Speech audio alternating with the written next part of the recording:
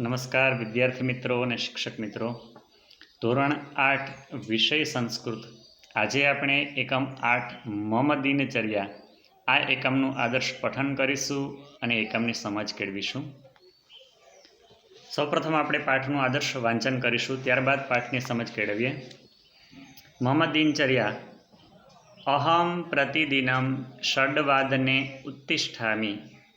ષડવાદનતઃ સાર્ધષડવાદનपर्यन्तं दन्तधावनं करोमि. स्नानं च करोमि. सार्धषड्वादनतः सप्तवादनपर्यन्तं योगासनं करोमि. तदनन्तरं दुग्धं पिबामि. अल्पाहारं च करोमि. मम माता गृहकार्यं करोति. अहं तां साहाय्यं करोमि. नववादनतः 10वादनपर्यन्तम् अध्ययनं करोमि. सार्ध-11वादने भोजनं करोमि. सपाद-12वादने विद्यालयं गच्छामि. तत्र अहं विविधान् विषयान् पठामि. सायं 6वादने अहं गृहम् आगच्छामि. सपाद-6वादनतः सपाद-7वादनपर्यन्तम् अहं क्रीडामि. तदनन्तरं सायं प्रार्थनां करोमि. सार्ध-7वादनतः सार्ध-8वादनपर्यन्तं पुस्तकं पठामि. सार्ध-8वादने भोजनं करोमि. 9वादनतः सार्ध-9वादनपर्यन्तं दूरदर्शनं पश्यामि.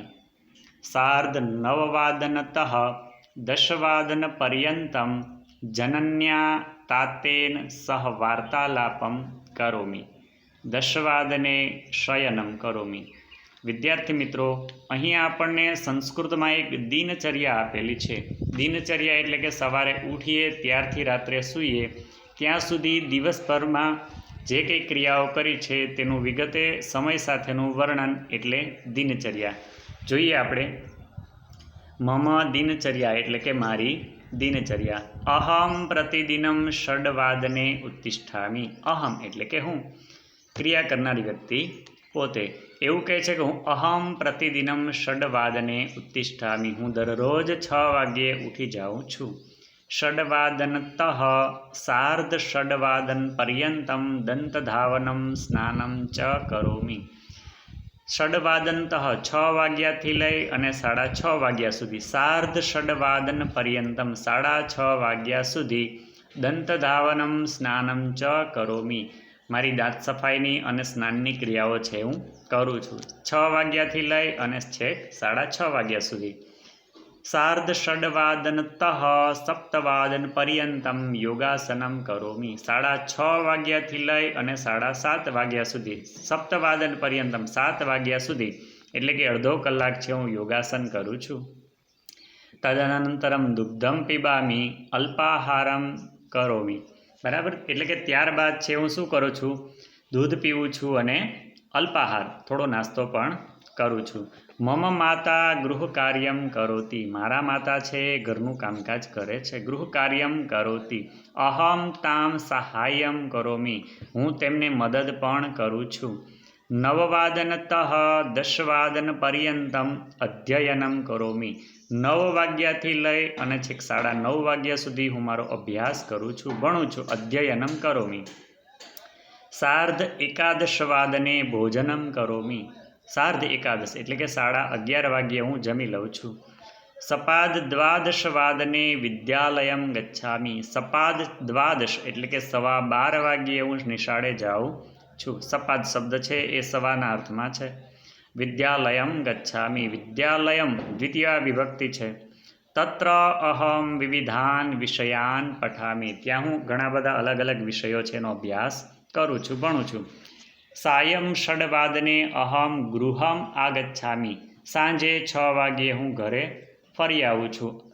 ગૃહમ આગચ્છામિ. ગચ્છામિ એની જાઉં છું, આગચ્છામિ એની આવું છું. सपाद षड्वादनतः सपाद सप्तवादनपर्यन्तम् अहं क्रीडामि। सपाद षड्वादनतः 6:15 વાગ્યાથી લઈને સપાદ સપ્તવાદન પર્યંતમ 7:15 વાગ્યા સુધી અહમ ક્રીડામી એટલે કે હું રમત રમું છું. તદનંતરમ અહમ સાયં પ્રાર્થનામ કરોમી ત્યારબાદ હું સાંજની પ્રાર્થના કરું છું. સાર્ધ સપ્તવાદનતઃ સાર્ધ અષ્ટવાદન પર્યંતમ પુસ્તકમ પઠામી સાંજના 7:30 વાગ્યાથી લઈ અને 8:30 વાગ્યા સુધી હું પુસ્તકનું વાંચન કરું છું. નવવાદનતઃ સાર્ધ નવવાદન પર્યંતમ દૂરદર્શનમ પશ્યામી રાતના 9 વાગ્યાથી લઈ અને 9:30 વાગ્યા સુધી હું દરરોજ ટીવી જોઉં છું. દૂરદર્શનમ પશ્યામી.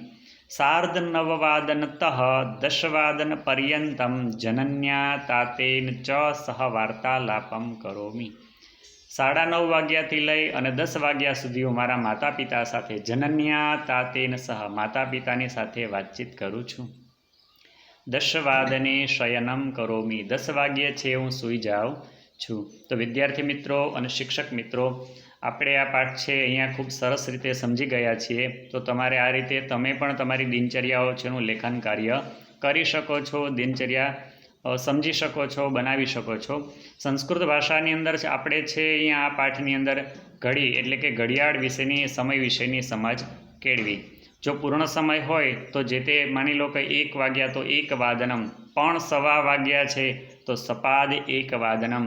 જો અડધા એટલે કે 1:30 વાગ્યો છે અથવા તો 12:30 થયા છે તો સાર્ધ 1 વાદનમ, સાર્ધ દ્વાદશ વાદનમ.